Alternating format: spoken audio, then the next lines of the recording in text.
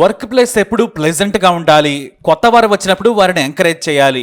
ఒకవేళ ఎంకరేజ్ చేయడం ఇష్టం లేకుంటే పని చెప్పి చేయించుకోవాలి, కానీ వేధించకూడదు. అదే జరిగితే కెరీర్ మీద వారికి అయిష్టత ఏర్పడుతుంది. ఏ పని చేయాలో తెలియదు. ఆఫీస్కి వెళ్ళాలంటేనే వణికిపోతారు.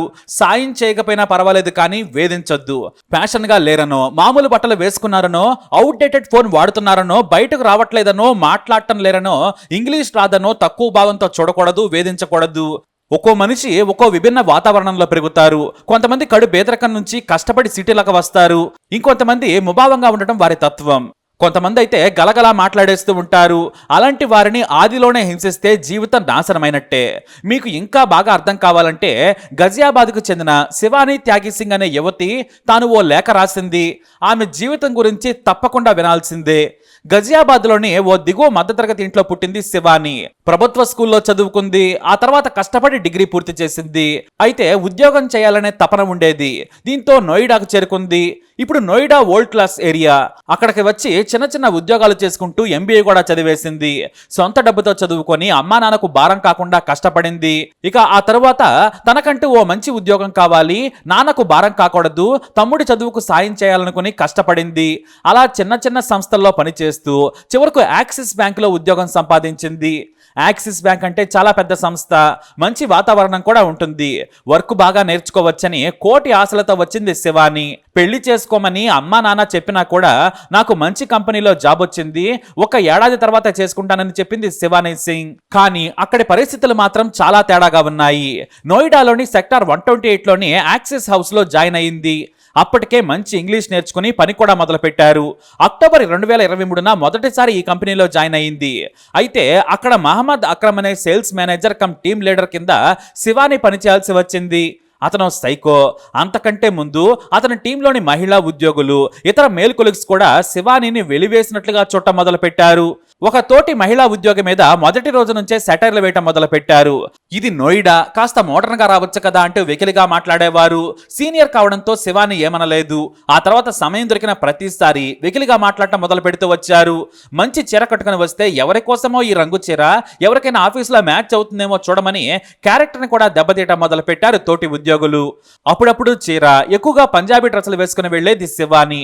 కానీ ఆమె కొలీగ్స్ మాత్రం మోడర్న్ డ్రెస్సులు వేసుకుని వచ్చేవారు. దీంతో గజియాబాద్ నుంచి వచ్చిన నీకు ఈ కల్చర్ పడదు, ఈ ఉద్యోగం కూడా నీ వల్ల కాదు, ముందు ప్యాషన్ సెన్స్ పెంచుకో, ఈ కాలం అమ్మాయివి కాదా అని మొహం మీద తిట్టేవారు. అలా 2 నెలల పాటు దారుణంగా మానసికంగా చిత్రహింసలకు గురి చేశారు. ఆ తర్వాత కోతి మొహంది ఇంకా రాలేదా అన్నారు. మరోసారి టీం మీటింగ్ లో ఏ కోతి నిన్నే అంటూ దుర్భాషలాడారు. ఇంకా లంచ్ సమయంలో చేతితో భోజనం చేస్తే మీ అమ్మ నీకు భోజనం చేయడం కూడా నేర్పించలేదని వేధించేవారు. ఉద్యోగం కోసం అన్నింటినీ భరించింది శివాని.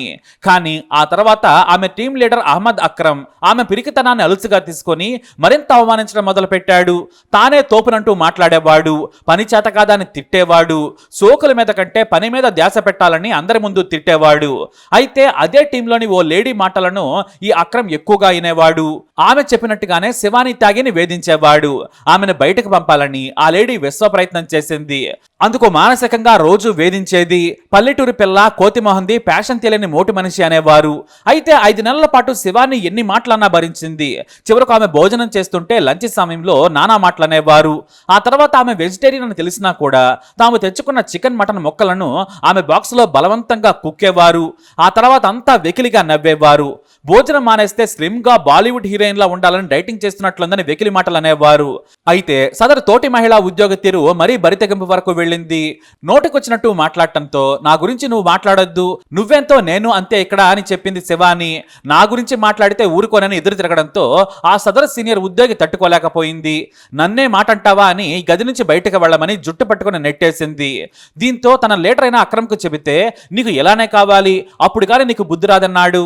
ఆ తర్వాత తాను రాజీనామా చేస్తున్నానని, యాక్సెప్ట్ చేయాలని టీం లీడ్ కు మెయిల్స్ కూడా పెట్టింది. కానీ యాక్సెప్ట్ చేయకుండా టీం మీటింగ్ లో శివానిని హేళన చేశాడు. ఆమె ఉన్నతాధికారులకు మెయిల్ చేసింది. కానీ వారు ఏం పర్వాలేదు, మేము వాళ్లకు చెబుతామని రిప్లై ఇచ్చారు. ఇది తెలిసి టీంలోని వారంతా శివానిని తిట్టారు. ఆమెను టార్గెట్ చేసి దూరం కూర్చోబెట్టారు. పని చేయనిచ్చేవారు కాదు. ఆమెకు పని చేత కాదని మెయిల్స్ పెట్టడం మొదలు పెట్టాడు అక్రమ్. మరోసారి తోటి మహిళా ఉద్యోగి ఒకరు నెట్టేయడంతో శివానికి కోపం వచ్చింది. దీంతో ఆమె లాగి చంప మీద కొట్టింది. ఆ గొడవ కాస్త పెద్దదయింది. టీం లీడర్ అక్రమ్ శివానీని తిట్టాడు, ఘోరంగా అవమానించాడు. నీకు బట్టలు కూడా సరిగా వేసుకోవడం రాదు, సీనియర్ని కొడతావా అంటూ తిట్టాడు. దీంతో మరో నలుగురు కూడా శివానికి మూకుమ్మడిగా తిట్టడంతో ఆ బాధను తట్టుకోలేకపోయింది. ఈ విషయాన్ని తన తల్లిదండ్రులకు చెప్పుకోలేకపోయింది. కానీ తన తమ్ముడికి మాత్రం ఆఫీస్లో ఏం బాగాలేదురా, అందరూ అవమానిస్తున్నారు, కనీసం ఒక్కరోజు లేవమన్నా బూతులు తిడుతున్నారు, నాకు పని చేయాలనిపించడం లేదని చెప్పుకునేది. దీంతో మరో కంపెనీకి వెళ్ళమని చెప్పాడు శివాని తమ్ముడు. నేను రాజీనామా చేసినా వాళ్ళు యాక్సెప్ట్ చేయడం లేదు, వాళ్ళు రిలీవ్ చేయకుండా నాకు మరో బ్యాంకులో జాబ్ రాదని చెప్పి కన్నీళ్లు పెట్టుకుంది. ఇంతలో ఆఫీసులోని టీం వాళ్ళంతా ఒకటై తిట్టి వేధించి చివరకు భౌతికంగా దాడి చేయడంతో నోయిడా నుంచి ఇంటికి వెళ్ళిపోయింది. గజియాబాద్ లోని ఇంటికి వెళ్లి సెలవు పెట్టానని తన తల్లిదండ్రులకు చెప్పింది శివాని. గొడవ పెద్దది కావడంతో ఆఫీస్లో పరువు పోయిందని మరునాడు వెళ్ళలేదు. చెప్పా పెట్టకుండా సెలవెందుకు పెట్టావు, ఎందుకు రాలేదని టీం లీడర్ అక్రమ్ ఫోన్ చేసి తిట్టాడు. దీంతో ఆమె నేను పని చేయలేను సార్, ఈ అవమానాలు భరించలేను, మళ్ళీ రాజీనామా చేస్తున్నాను, దయచేసి నా రిజైన్ యాక్సెప్ట్ చేసి రిలీవ్ చేయండి అని చెప్పి ఏడుస్తూ ఫోన్ కట్ చేసింది. కానీ మహమ్మద్ అక్రమ్ ఇదే విషయాన్ని తన టీంతో చర్చించాడు. శివాని అంటే పడని తోటి మహిళా ఉద్యోగి, ఆమెకు బుద్ధి చెప్పండి అక్రమ్, ఎక్కడా జాబ్ చేయకుండా చేయండి, ఆమె రిజిగ్నేషన్ లెటర్ను యాక్సెప్ట్ చేయొద్దు, టెర్మినేట్ చేయమని చెప్పింది. అలా చేస్తే ఎవరు ఆమెను ఏ కంపెనీలో చేర్చుకోరని చెబితే సరేనన్నాడు. ఇంతలో ఈ విషయం శివానికి క్లోజ్ గా ఉండే ఫ్రెండ్ చెప్పింది. నువ్వు రిజైన్ చేయకు, ఒకసారి వచ్చిపో, పరిస్థితులు మారుతాయని ధైర్యం చెప్పింది. కానీ తనను టెర్మినేట్ చేస్తే ఇక జాబ్ రాదు, కెరీర్ నాశనం అవుతుందని బాధపడింది. ఇక తాను ఇంటి దగ్గరే ఉండాల్సి వస్తుందని మానసిక క్షోభకు గురైంది. ఆ వెంటనే మహమ్మద్ అక్రమ్ నుంచి మరో 6 గురించి ఎలా వేధించారో 4 పేజీల లేఖ రాసి ఇంట్లో తన తండ్రి వ్యవసాయం కోసం తెచ్చిన పురుగుల మందు తాగేసింది. ఆమె సోదరుడు కాస్త ఆలస్యంగా వచ్చాడు. నొరగలు కక్కుతూ కింద కడుపు నొప్పితో ఏడుస్తున్న తన అక్కను చూసి గట్టిగా కేకలు వేశాడు. గొక్క పెట్టి ఏడ్చాడు. వెంటనే దగ్గరలోని గజి ఆసుపత్రికి తీసుకెళ్లారు. కానీ ఆమె చికిత్స పొందుతూ చనిపోయింది. తన సోదరి ఆసుపత్రిలో ఉండగానే మహమ్మద్ అక్రమ్ నుంచి టెర్మినేషన్ లెటర్ మెయిల్లో వచ్చేసింది. అక్క ఫోన్ను పట్టుకుని శివాని తమ్ముడు గౌరవ త్యాగి చూసి తన అక్క ఆత్మహత్యకు కారణం తెలుసుకున్నాడు. గతంలో తన సోదరి చెప్పిన విషయాలతో పాటు ఆ టెర్మినేషన్ లెటర్ కూడా తీసుకొని నందిగ్రామ్ పోలీస్ స్టేషన్కు కోపంతో వెళ్ళాడు. అక్కడే ఏసీపీ ఉన్నారు.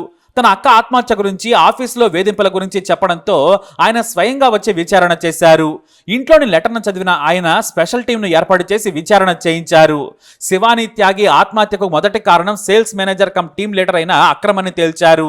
కానీ అతను మాత్రం టీం సభ్యులు కొట్టుకొని తనను ఇన్ఫ్లుయెన్స్ చేశారు, నేను ర్యాష్ గా ప్రవర్తించింది వాస్తవం, కానీ నాకు శివాని మీద కోపం లేదు, ఆమె కొలీగ్ నన్ను ఇన్ఫ్లుయెన్స్ చేసింది, నేను రాజీనామాని యాక్సెప్ట్ చేద్దామనుకున్నాను, కానీ అందరూ కలిసి టెర్మినేట్ చేయాలని బలవంతం చేశారని పోలీసులకు చెప్పాడు.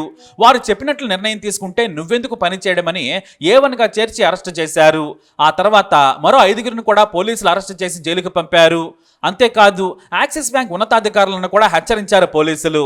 వర్క్ ప్లేస్ లో అమ్మాయిలకు భద్రత అంటే హారాస్మెంట్ కూడా చూసుకోవాలని సూచించారు. దీంతో తాము ఇలా జరుగుతుందనుకోలేదు, చాలా సార్లు మెయిల్ చేసింది, ఆత్మహత్య చేసుకునేంత బాధపడుతుందని తమకు తెలియదని, సేల్స్ డిపార్ట్మెంట్ ఇలాంటివి సాధారణంగా జరుగుతున్నాయనుకున్నాం, కానీ ఇక ముందు ఇలాంటివి జరగకుండా చూసుకుంటామని మీడియాకు తెలియజేశారు యాక్సిస్ బ్యాంక్ హెడ్. అలా ఎన్నో ఆశలతో నోయిడాకు వచ్చిన శివానీని వెంటాడి వేధించి చంపారు నీచులు. అందుకే సీనియర్లు కాస్త జూనియర్లను వేధించకండి, వీలైతే వారికి సహకరించండి, మిమ్మల్ని జీవితాంతం గుర్తుపెట్టుకుంటారు. వర్క్ ప్లేస్ లో సీనియర్లు ఈగోలు వదిలేస్తే అసలు ఈ సమస్య ఉండదు. మరి శివానీ జీవితంపై మీరేమంటారు? మీ అభిప్రాయాన్ని కమెంట్ ద్వారా తెలియజేయండి. ఈ వీడియో అప్డేట్స్ కోసం మై ఛానల్ ఫాలో అవ్వండి.